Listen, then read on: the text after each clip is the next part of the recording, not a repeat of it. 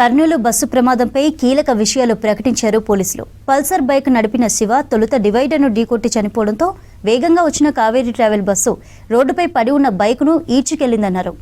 ఘటనపై విచారణ ఇంకా కొనసాగుతున్నట్లు చెప్పారు. ఇక బస్సు డ్రైవర్ను పోలీసులు ఇవాళ అరెస్ట్ చేశారు.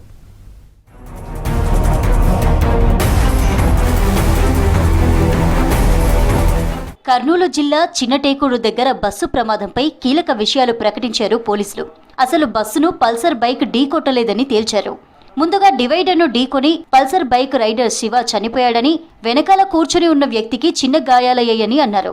అయితే రోడ్డుపై పడి ఉన్న బైక్ను బస్సు ఢీకొట్టి 300 మీటర్ల వరకు ఈడ్చుకెళ్లిందని క్లారిటీ ఇచ్చారు పోలీసులు.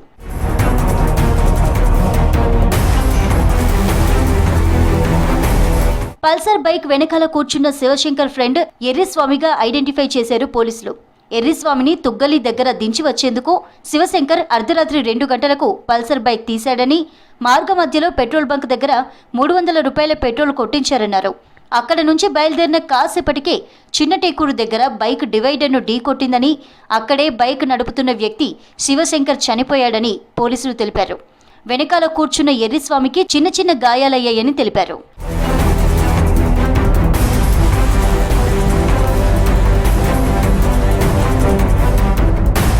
ప్రమాదం జరగగానే ఎర్రిస్వామి లేచి రోడ్డుపై పడి ఉన్న ఫ్రెండ్ శివశంకర్ను లేపే ప్రయత్నం చేశాడన్నారు. కానీ అప్పటికే శివశంకర్ చనిపోయాడని నిర్ధారించుకొని రోడ్డుపై పడి ఉన్న శివశంకర్ డెడ్ బాడీని రోడ్డు పక్కకు చేర్చాడని తెలిపారు పోలీసులు.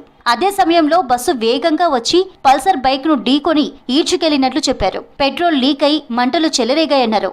భయంతో ఎర్రిస్వామి అక్కడి నుంచి పారిపోయాడని తెలిపారు పోలీసులు. ఈ కేసులో ఇంకా విచారణ జరుగుతుందన్నారు పోలీసులు.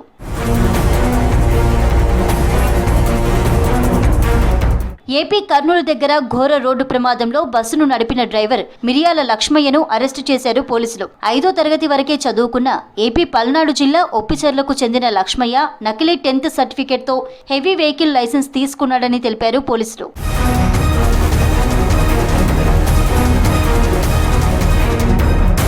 ప్రమాదానికి గల కారణాలు అన్వేషించేందుకు అన్ని కోణాల్లో విచారణ చేపట్టారు ఏపీ పోలీసులు.